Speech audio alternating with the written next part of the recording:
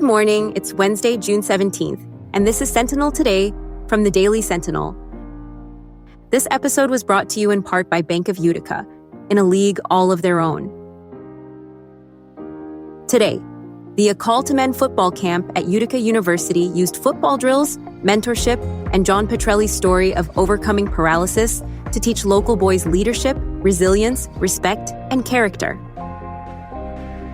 Before we jump in, here are a few other stories that you should know about. Ryan Quinn will perform a June 25th fundraiser concert at Schaefer Theater to support Skiing Squirrel Productions' upcoming Dear Evan Hansen production. Witness testimony began Tuesday in the trial of former Oneida County Sheriff's Deputy Aaron Alshaman, who is accused of setting fire to his child's mother's home over child support, while the defense argues the case relies on weak circumstantial evidence. The Oriskany Museum will host a Journey to Summit Park at 7 p.m. today. The free presentation will be led by historian Bob Moore and museum curator Alexis Albright. For more on all of these stories, visit ursentinel.com. Next, let's dive into today's feature story. In Utica, a football camp this week was about more than footwork, speed, and tackling technique. At Utica University's Gaetano Stadium, about 130 boys gathered Monday evening for the 9th year of the A Call to Men football camp. The two-day event blends football drills with lessons about leadership, respect, teamwork, and what organizers describe as healthy, strong manhood. The camp is designed for boys ages 10 to 18, and many of this year's participants are connected to Section 3 athletics.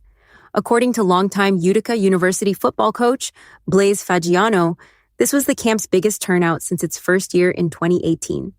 On the field, the football instruction came from coaches tied to the Utica program, including some current Pioneers players.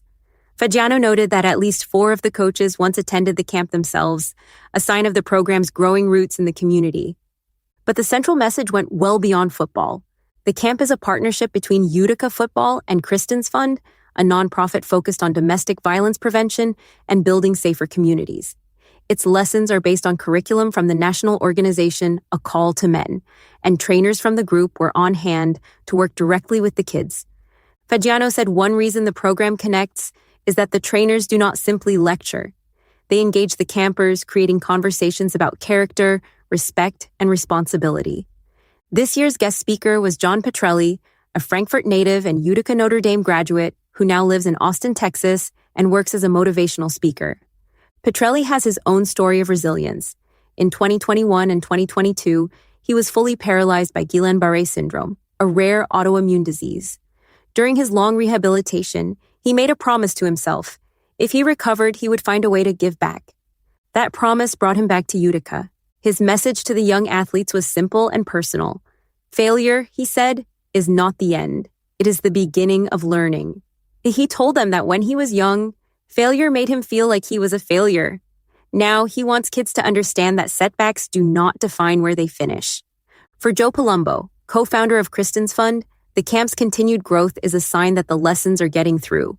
He said the goal is for kids to understand that who they are as people matters more than their statistics on the field. What began as a spur-of-the-moment idea nearly a decade ago has become a lasting community tradition. And on Monday night in Utica, football was the vehicle, but the real focus was character.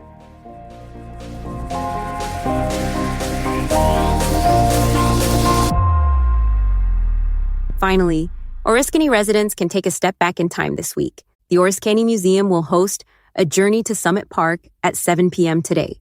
The free presentation will be led by historian Bob Moore and museum curator Alexis Albright. Summit Park operated from 1897 to 1926 on the bluffs overlooking the village. It featured a merry-go-round, roller coaster, amphitheater, dance hall, games, and more. Moore will share a new 3D computer model that recreates the park using historic photos, personal accounts, aerial images, and maps. Albright will discuss how the park developed, including Seward Baker's role and the nearby Oklahoma neighborhood. The event is free and open to the public.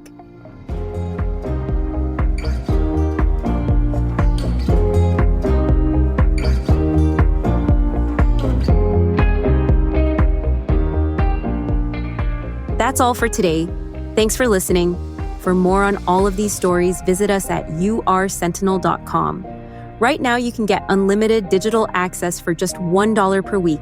And if you like this episode, make sure to leave us a review wherever you listen to podcasts.